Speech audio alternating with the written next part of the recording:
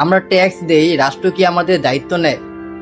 আমরা এই দেশের নাগরিক। নাগরিক মানে শুধু ভোট দেওয়া মানুষ না, নাগরিক মানে শুধু লাইনে দাঁড়িয়ে বিল দেওয়া মানুষ না, নাগরিক মানে শুধু ট্যাক্স দেওয়া মানুষ না। আমরা যখন জন্মাই তখন থেকেই এই রাষ্ট্রের সঙ্গে আমাদের একটা সম্পর্ক তৈরি হয়, আর সেই সম্পর্কের নাম দায়িত্ব ও অধিকার। কিন্তু প্রশ্ন হলো, এই সম্পর্ক কি একতরফা হয়ে গেছে? আমরা যেখানে যাই না কেন, চাল ডাল তেল সাবান ওষুধ এমনকি একটা শিশুর বিস্কুটও ট্যাক্স দেওয়া হয়। একজন বেকার মানুষ যার চাকরি নেই, ইনকাম নেই, ভবিষ্যৎ অনিশ্চিত, সেও ট্যাক্স দেয়। রাষ্ট্র কি তখন বলে, তুমি বেকার, তুমি ট্যাক্স দিও না? তুমি শিশু, তুমি কিভাবে ট্যাক্স দিবে?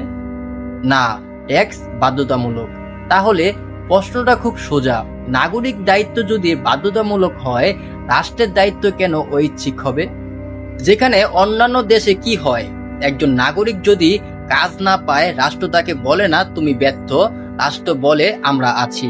রাষ্ট্র দেয় বেকার ভাতা, ন্যূনতম মাসিক ইনকাম, চিকিৎসার সুবিধা, শিক্ষা ও প্রশিক্ষণ। ওগুলো দান না, ওগুলো নাগরিক অধিকার। কিন্তু আমাদের দেশে নাগরিক ট্যাক্স দেয়, রাষ্ট্র শুধু বলে ধৈর্য ধরো। ধৈর্য দিয়ে কি পেট চলে? ধৈর্য দিয়ে কি সন্তান পড়ে? ধৈর্য দিয়ে কি ওষুধ কেনা যায়? রাষ্ট্র যদি 4 থেকে 5টি দায়িত্ব নেয় তাহলেই হয়। চলুন বাস্তব কথা বলি, দান চাই না, ভিক্ষা চাই না। রাষ্ট্র যদি 4 থেকে 5টা মৌলিক দায়িত্ব নেয় তাহলে এই দেশটা সুন্দর হয়। ন্যূনতম মাসিক ইনকাম, যেমন একটা পরিবারে 4 জন, প্রতিজন 5,000 টাকা করে পাবে, পরিবার পাবে 20,000 টাকা। বেকারদের জন্য নিশ্চিত কাজ বা ভাতা, ফ্রি বা স্বল্প মূল্য চিকিৎসা, শিক্ষা ও স্কিল ট্রেনিং, চাকরির নিরাপত্তা। এই 5টা জিনিস থাকলেই কেউ চুরি করবে না, কেউ ভিক্ষা করবে না, কেউ দেশ ছেড়ে পালাবে না। চলুন আসি, কারা এই সুবিধা পাবে? সুবিধা সবাই পাবে না, শুধু তারাই যারা সত্যি বেকার, যারা চেষ্টা করেও চাকরি পাচ্ছে না, যাদের পরিবারের কর্তা নেই, যারা অসুস্থ বা অক্ষম, যারা অভাব অনটনে লড়ছে।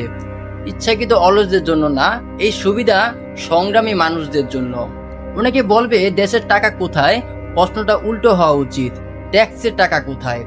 নাগরিকের হাতে টাকা গেলে বাজার চলবে, ব্যবসা বাড়বে, কর্মসংস্থান হবে, ট্যাক্স আবার রাষ্ট্রে ফিরবে। এটাই অর্থনীতির চক্র। মানুষকে বাঁচিয়ে রাখলে দেশ বাঁচে, মানুষ মরলে শুধু পরিসংখ্যান বাড়ে। নাগরিকদের আবেদন, আমরা শত্রু না, আমরা রাষ্ট্রের বোঝা না, আমরা শুধু চাই সমতা। যে রাষ্ট্র আমাদের কাছ থেকে নেয়, সেই রাষ্ট্র যেন আমাদের পাশেও দাঁড়ায়। একজন বাবা যেন চিকিৎসার অভাবে না মরে, একজন মা যেন ওষুধ ছাড়া না থাকে, একজন সন্তান যেন অভাবের জন্য স্কুল ছাড়তে না হয়। শেষে একটা কথাই বলতে চাই, আমরা দান চাই না, আমরা অধিকার চাই। আমরা ভিক্ষুক না, আমরা নাগরিক।